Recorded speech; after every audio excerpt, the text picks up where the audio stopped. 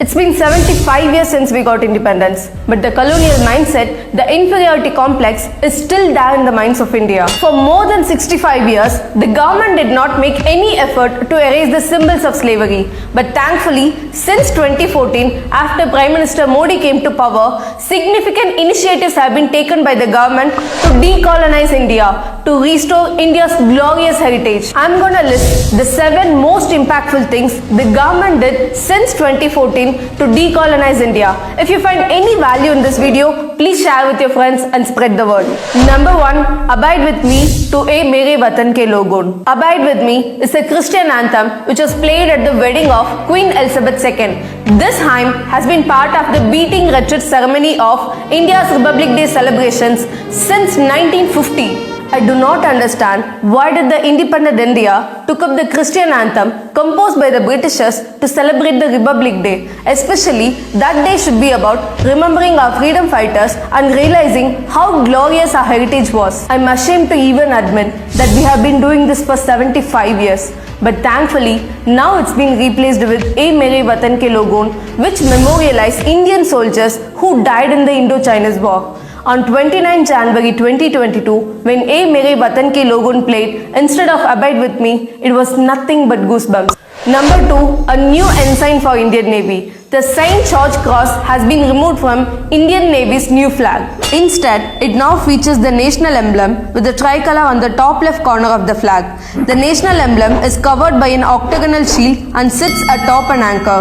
Beneath it is the Navy's motto, Samno Varna, which means, may Varna, the god of ocean, be auspicious to us, and the golden border surrounding the national emblem, inspired from the seal of Chhatrapati Shivaji Maharaj. My question here is, why did we keep the symbol of Britishers for 75 years even after the independence? Number 3, Rajpath to Kartavya Path. Rajpath was known as King's Way before independence. It was named after King George V during the British Raj. After independence, it was simply translated to Hindi and became Rajpath. Rajpath was for British Raj, to which the people of India were nothing but slaves, and now it's renamed to Kartavya Path, which means the path of duty. For a democratic nation like India, Rajpath doesn't make any sense because we do not have a king here.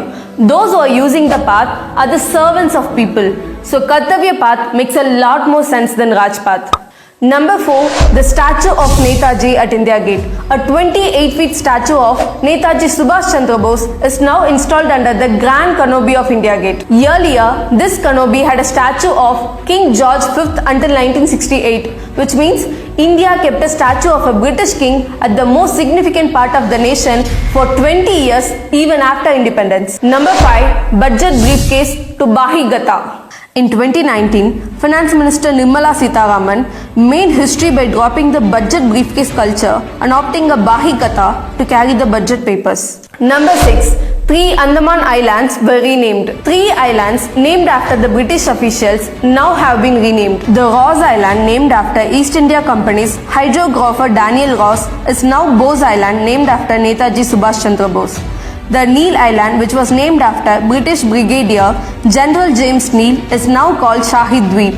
The Havelock Island, named after another British general, Henry Havelock, is now called Swarajya Deep. For 7 decades, these islands in India had the name of British army men who fought for the East India Company against the Indians in the 1857 War of Independence. Number 7, the traditional outfits during convocation. Indian universities have been carrying on the British style of wearing a robe and cap for the convocations. Now the UGC asks the universities to wear traditional handloom Indian outfits for convocations, and it's so heartening to see many universities have started following this already. Recently, on 75th Independence Day, Prime Minister Modi said, "We do not need to show ourselves like others. We will stand with courage in the way we are. We need freedom from servitude. There should not be any trace of servitude left in our existence, and it's high time we do that."